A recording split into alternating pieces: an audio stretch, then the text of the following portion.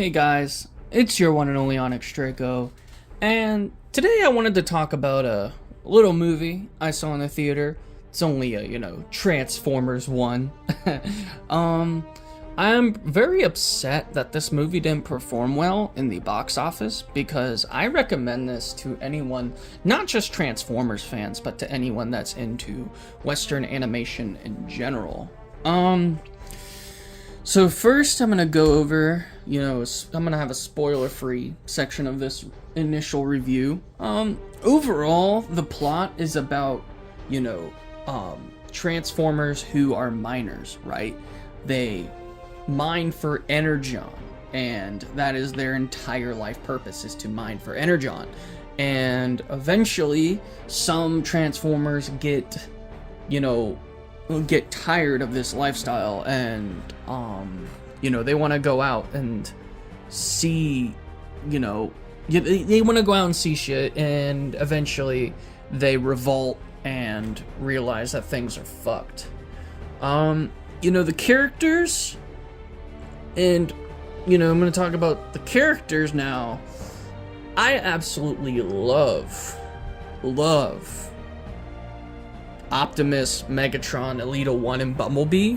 My favorites, in my personal opinion, are actually Elita 1 and Bumblebee. I am pleasantly surprised by, Scarlett Johansson and Keegan-Michael Key. Scarlett Johansson was the one that surprised me, because I was initially against her being a voice actor in the movie, because it's like, oh, it's just another celebrity. But when I was watching the movie, not only was she very good at voice acting Elita 1, not only was she good at voice acting Elita 1, but it actually fit really well if you are a fan of Transformers Animated, since she sounds a lot like Black Arachnia. And wipe our homeland clean of the stench of Autobot tyranny, blah blah blah blah. Another character who doesn't really appear too much, like if you are not a huge Transformers fan, he's sort of there. Starscream, he's voiced by Steve Buscemi. Now, are you spies? Or just incompetent lackeys? We're not spies. But he is incompetent.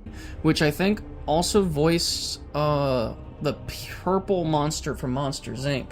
And oh my god, he doesn't sound like Charlie Adler from the movies, but he gives that similar energy of a conniving, sort of bitchy kind of, backstabby character. I would love to talk about Megatron, but this is definitely in the spoiler territory, because he really gets an arc in this movie. Alright, now we're gonna talk about spoilers. Brian Tyree Henry. I don't know much about this guy. I know he was in the movie Bullet Train. That's about it. I do not like him as much as Fred Tatasciore or Frank Welker. Not because he's not as good of an actor, but I don't feel like his voice carries that same, menacing, intimidating energy to it. Hold your course! Starscream wouldn't fight with such desperation if the legends weren't true! But besides that, his line delivery was perfect. In fact, he was so good at making Megatron look like a convincing villain who had a good motive. And his motive, honestly, was based off the fact that Sentinel Prime was fucking over Cybertron. Sentinel Prime was making, was in charge of this caste system, and he made it so that a class of Cybertronians had their transformation cogs removed and made them mine for their entire existence, just to give it over to the Quintessons, and barely any of it was kept for the Cybertronians. That's fucking shitty. And honestly, when I found out about this plot twist, I wanted Megatron to win. In fact, I wanted Megatron to rule over Cybertron, because it's so fucked what Sentinel Prime did. And speaking of Sentinel Prime, he's voiced by John Hamm. Don't know much about that actor, but he's such a convincing, charismatic Homelander type asshole. I don't know much about you know, Sentinel Prime from Transformers Animated, because I only watched like the first season as a kid, so that's why I know more about Black Arachnia. But he is sort of similar to the Bayformers Sentinel Prime as well, especially with the fact that he betrayed the, you know, original Primes. He and the Quintessons killed almost all of them except for Alpha Trion, but Alpha Trion barely fucking survived. Last character I'd like to talk about is Optimus Prime. Although I personally like Megatron's arc more, you get to see how Orion Pax becomes Optimus Prime.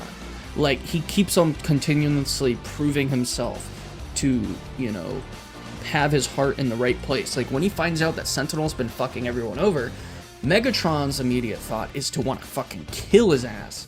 Optimus Prime wants to bring him to justice, which is a very different kind of thing, you know, and like Elita 1 eventually tells him, you know, that his heart's in the right place and that's why he deserves to be leader, not because he's the most brutal or cunning.